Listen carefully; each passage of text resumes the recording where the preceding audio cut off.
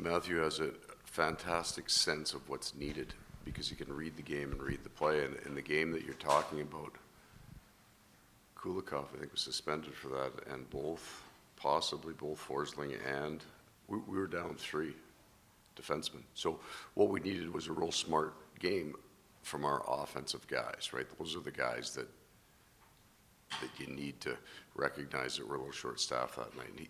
That's what he does, right? Big games. He seems, and this is his whole career, not just even with Florida, he seems to be able to elevate to understand what's needed. Hey, Coach.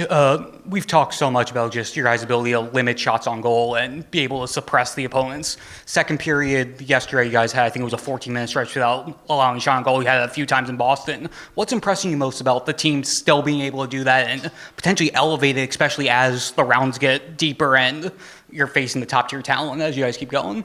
I think both teams are good defensively. You know, there wasn't a lot of great offense, and if you're looking at 8 chances based on the 2 breakaways they got, they may have had the edge because it's a grinder both ways. From the bench level, it doesn't feel that the game was shut down at any point. And there were a couple of stretches, I think, in the Tampa series and in the Boston series that I thought we felt from the bench, it felt like we had the game locked down, that they weren't going to get much in a block of time, right? They're too good at teams for you to think, okay, we're gonna win this game. I didn't feel that last night because of the speed of it. So even if the puck doesn't get to the net, I think you guys, both teams had 19 missed net. That's not just, you know, a missed shot. That's just enough of a lane being taken away from the shooter that you're missing the net. So we had a block of time last night where they didn't get one on goal. That doesn't mean they weren't very dangerous in that block of time. And the style of this series with the speed going up and down the ice, I don't think they're ever going to get real comfortable that you've got, you know, you're in control, certainly in the middle of part of the ice. I mean, even with offensive zone time that we had, there was a break at the end of it, and boom, they're going on a breakaway. So maybe that's just the coach needs to do more breathing exercises on the bench, but it didn't feel like we had the game shut down in any way. Paul, you mentioned last round just how difficult the fourth line decisions were for you to make, especially because maybe Lomberg especially did nothing wrong to get out of the lineup. Right. How did he handle it behind the scenes? I understand all these guys are pros, but did you have to meet with them and try to keep them patient? Not so much necessarily meet with him specifically over the other players, but we met with all of them individually. That was a tough one. Ryan got sick, and he came out of the lineup, and both Steve Lorenz and Kyle Okposo ended up coming in. They were just really good. They scored 2 goals in a game, that line, and won us a game, so now they can't come out. They go back into the Boston series, and I thought they were good the first game, but they were better. That was as good a game as I've seen Ryan play, right? But intelligent, hard, but in control, very quick. So credit to them. I don't think that you coached them through it. I don't think I coached them through it and made it better. Ryan's been here a long time. He's part of the fabric, so it was possibly more personal in some ways for him, especially to be missing out right when you can finish the Tampa series. But he got back in and got to be a part of it. I think the players that we brought in have earned the right when they get in the lineup that at the very least both Cousins and Lomberg could say, I understand. Maybe it doesn't feel good, but I understand why they're in. Coach, after the game, Bob obviously had a lot of big moments, but what he wanted to talk about was how the team played after Bennett's goal there to make it 3-0, and you guys still had a couple block shots, a couple big hits. Just how much do you like that as a coach, and how important is it for this team, no matter what, to never kind of stop playing your game, even when it might already be in the bag? Oh, especially there were a couple, and then Ryan Lomberg took a heavy block there that he doesn't need to take. What I like is that they celebrate each other, the good things, and it's not just, you know, the top end scorers. It's certainly the guys who don't get necessarily the ice time that the other players do, but they do. They celebrate it on the bench, the hard things, and the fact that they recognize it is important. Left side, second row, David. Coach, during the regular season, you guys were one of the best road teams. 3 in Boston, 1 here in New York. Just these aren't easy environments to play with in the regular season, let alone the playoffs. So how have you guys kind of been able to thrive in that situation away from home when you don't always have the matchups and stuff like that? I don't think our game is based on us feeling good. That's the best way I could describe it to you. try not to take this out for dinner, but like things kind of drastically changed in the NHL when the third lines changed. So there's probably only a handful of teams in the NHL that have checking lines anymore.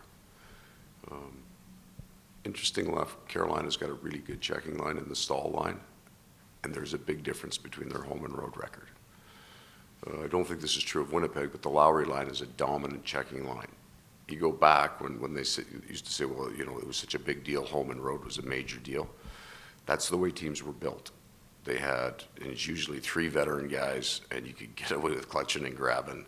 So when you were at home, you got your checking line out against their number 1 line, you could shut them down. And that's why I think there was such a disparity. The third line is no longer built that way. The salary caps, the youth of these players coming in, when they took out the obstruction, was a major change in our game. And then you see almost all the checking line disappears. So that home advantage that you used to have with it, I think, is gone. Right? You're going to put, especially when you look at the Rangers and the Panthers, they're going to put 12 really good forwards out on the ice, and they can all score and they can all check. So I haven't felt that. I think the game's changed. I think road's not nearly as difficult a place to play as it used to be because you don't have that dominant checking line. You got to try to work your guys away from. Take a few more for Coach front right. Over the course of the regular season, you talked about instances where Evan Rodriguez has stepped up and being a leader at some points. I mean, for him, what makes it so easy for him to come into a room as established as yours and become a leader and be a part of it so quickly? Yeah, I think it was Anton Lundell that said that last year.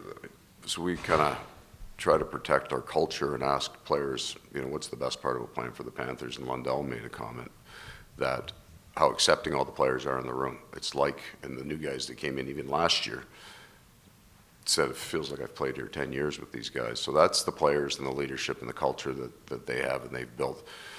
To Evan's credit, he got moved around a lot this year. So he came in and they were a very good line. He played with Barkov for a big chunk of the year. And then we just had people kind of injuries come in and out. And what happened was he went over and played with Luosterainen and Lundell.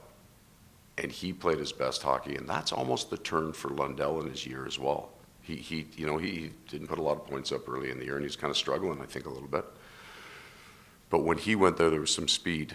To that line, so they kind of find their place. I can still move him around, which is a nice asset to have, but he's found his place. We'll do 3 more front left. Hi, Coach. Just the fans back home, curious what you guys do on an off day, especially being here in New York City. Do you go out, restaurants, or what do you do during this time? No, you know what? I think the dining out portion of the season is in the regular season. So our routine is we almost have a split group. We only skate now on game days. We don't do anything in terms of on ice. The players that didn't play last night are going to go over to Chelsea Pier here and skate. We have a rehab program that we run, a recovery program that we run. So everybody's down. Everybody has to get up and eat breakfast. Then we do a medical portion where they all run through kind of the trainers to make sure that their body's working right. Then the team performance guys take them to a kind of a recovery deal. The coaches will just stay here and grind video. We'll do one video meeting today. We flip that around, whether it's even strength if we think we need to, or if it's special teams. And then they have a lounge here, so most of the guys will come back and watch the game here tonight, but pouring rain out there right now. It's a good reason to stay inside. Paul, I've never covered one of your training camps, but Tkachuk mentioned two nights ago when we were here for the intros that it was the first 5 days are brutal, and he brought it up again last night, saying that it gets you uncomfortable. You know, the feeling of discomfort for the players. Is that the intention of what you do, and what do you do those first 5 days? No, it's interesting. So the first 5 days are to make everybody equal. And then we go in and play a doubleheader and everybody plays. So it's kind of a way to level out your room. Whether you're a kid that just got drafted or you're Barkov, you're all going to go through the exact same things at the camp in the first 5 days. I'm sure somewhere there's camps that are tougher or different. Ours aren't. Like, it's not like we skate them for an hour. Our drills are hard, they're heavy, and they are all of the hard components of our systems is what we cover in the first 5 days. So very little talk about offense, almost none. How do we defend? How hard do we defend? And we can measure it, you know, and what's the truth? Probably last year, 2 years ago, new coach, right? And this is going to be hard. It has to be. They almost needed that, right? Because they were kind of distraught about the way the playoffs had finished, and they needed it's almost cathartic a bit. So we worked them really, really hard. And they got through it. They survived it. And then we talked about that kind of all year, how hard that was, and that we survived it, and it was a kind of a sign of strength. This year, our training camp was exactly the same as last year's. The exact same drills to the minute. And I know exactly the length of the skates and how hard they skated. So we can kind of measure everything with those chips they have and these guys up and down. And they worked harder.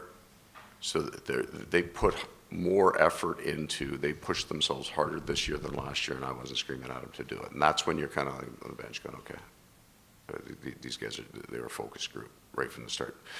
The first one, they're kind of looking at you with big eyes going, when's this going to end? Like, again? And this one, they kind of go, okay, we call them pucks, but for our skates at the end, we're doing 10 pucks. Okay.